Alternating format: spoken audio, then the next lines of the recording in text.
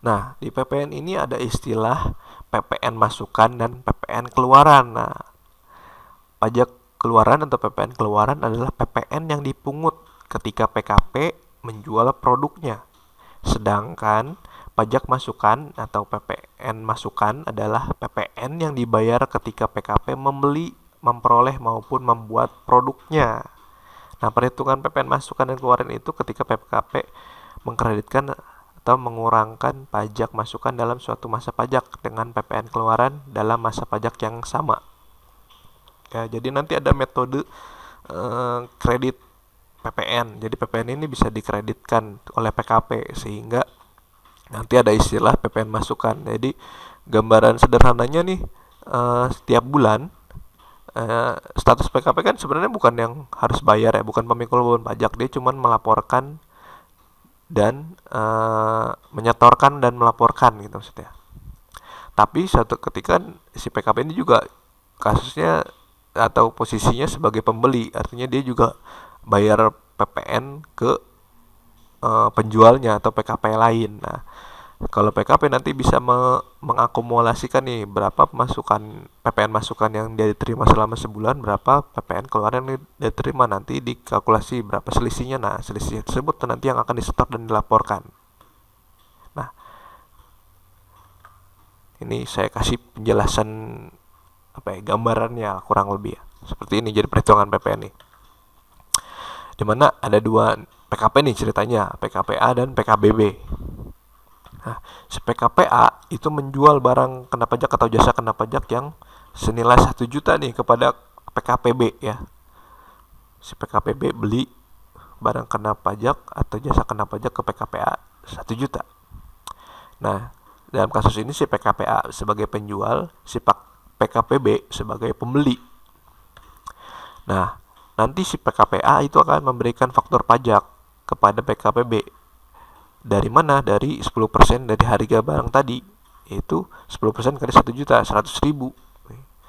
Nah, nanti si PKBB akan bayar ke si PKPA sebesar 1.100.000, di mana rinciannya 1 juta untuk bayar barangnya tadi dan 100.000-nya itu sebagai PPN yang tertuang di faktor pajak tadi. Nah, buat si PKPA 100.000 yang diterima itu, PPN yang diterima itu adalah merupakan PPN keluaran atau PK disingkatnya ya, 100.000. Sementara untuk PKPB ya, yang dia keluarkan nih PPN 100-nya itu merupakan PPN masukan. Oke, sampai sini kira-kira jelas nggak? Kalau saya sih gampangnya gini, kalau kita beli ini ya, beli barang, beli jasa, artinya kan barang itu masuk nanti kan ke kita ya, ke perusahaan. Nah, PPN di dalamnya itu jadi PPN masukan, PM. Kalau kita jual kan barangnya keluar ya, PPN-nya jadi PPN keluaran gitu. Kalau buat memudahkan mengklasifikasikan mana PPN masukan, mana PPN keluaran ya dari situ aja. Kalau kita beli artinya kita ada punya PPN masukan. Kalau kita jual kita punya PPN keluaran gitu ya.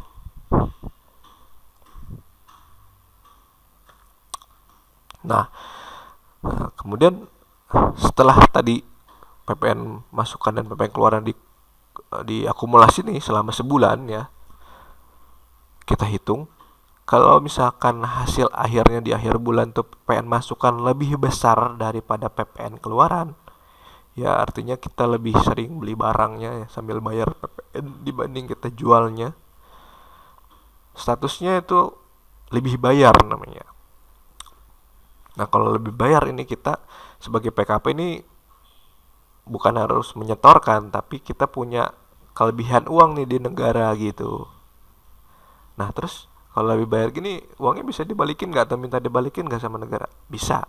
Jadi kalau untuk lebih bayar, nih ada dua eh, apa namanya tindak lanjutnya. Yang pertama ada minta pengembalian lebih bayar tersebut atau istilahnya restitusi pajak. Nah, jadi kita bisa minta balik ke negara uang tersebut, kelebihan bayar tersebut. Cuma nih ada cumanya. Jadi, yang pertama itu ada kondisi tertentu atau PKP tertentu yang bisa merestitusi itu setiap bulan. Ada juga yang Tidak bisa setiap bulan, tapi di akhir tahun baru bisa direstitusi gitu. Jadi tergantung kondisi PKP-nya tersebut, ada peraturan yang mengaturnya lah ya. Nah, gitu. Nah, yang kedua, jika kita melakukan restitusi, berarti kita harus siap untuk jika negara melakukan pemeriksaan gitu.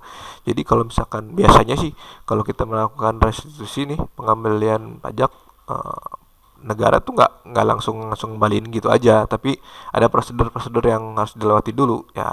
Salah satunya adalah pemeriksaan. Jadi negara nanti meriksa dulu nih, apakah benar memang hitungannya lebih bayar. Nah, resikonya kalau misalkan ternyata setelah di pemeriksaan kita ternyata salah hitungannya, ya berarti kan ada resiko yang ditanggung. Pertama ya mungkin bisa jadi denda, karena kan kita mikirnya lebih bayar padahal harusnya kita bayar nih, otomatis pembayaran telat ya, jadi karena kita akan denda segala macam lah seperti itu. Jadi uh, itu ada resikonya kalau mau kita melakukan restitusi. Nah, terus kalau nggak mau kita ambil misalkan nih, apa apalagi yang bisa kita lakukan? Yang kedua ada lebih bayar ini bisa kita gunakan untuk penyetoran pajak di masa berikutnya gitu. Jadi nanti nih misalkan nih bulan ini lebih bayar, terus bulan berikutnya si PKP ini seterusnya sebaliknya kurang bayar, harus nyetor. Nah, kita bisa gunakan yang lebih bayar ini untuk menutupi penyetoran bulan yang tadi itu gitu. Nah, ini masanya se sebelum perubahan sih setahu saya maksimal tuh 3 tahun pajak ya. Jadi kalau misalkan lebih batas itu, lebih bayar nggak pernah digunakan, nggak pernah direstitusi, atau nggak pernah digunakan buat pembayaran kurang bayar di bulan-bulan berikutnya, ya berarti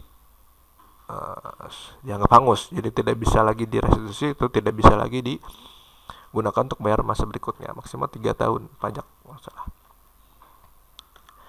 Nah, kondisi kedua, kalau PPN masukannya lebih kecil dibanding PPN keluar, artinya dia lebih sering ngejual barang-barangnya nih dan memungut PPN-nya. Nah, kalau kondisi seperti itu, statusnya kurang bayar. Artinya, tiap bulan ini nanti si PKP ini harus menyetorkan kekurangan bayar tersebut kepada negara dan melaporkannya. Gitu. Tadi kebalikan tadi ya. Kalau tadi kelebihan bayar, kalau ini kurang bayar, jadi harus nyetor. Nah, ini simulasinya, rumusnya dulu ya. Rumusnya PPN masukan dikurangi PPN keluaran. Kalau PPN masukan dikurangi keluaran hasilnya plus ya, artinya kita lebih bayar. Kalau min, berarti kita kurang bayar, harus menyetorkan ke negara. Ini simulasinya. Jadi ada PKP dan PKBB, masing-masing punya apa namanya PPN masukan, PPN keluaran ya. Nah, di hari pertama si PKPA ini membeli barang nih, membeli BKP ke PKBB ya.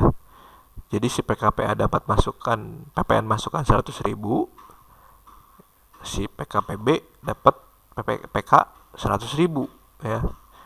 Jadi si PKPA beli barang senilai 1 juta kepada PKPB, si PKPA dapat PPN masukan 100.000, si PKPB dapat PPN keluaran 100.000.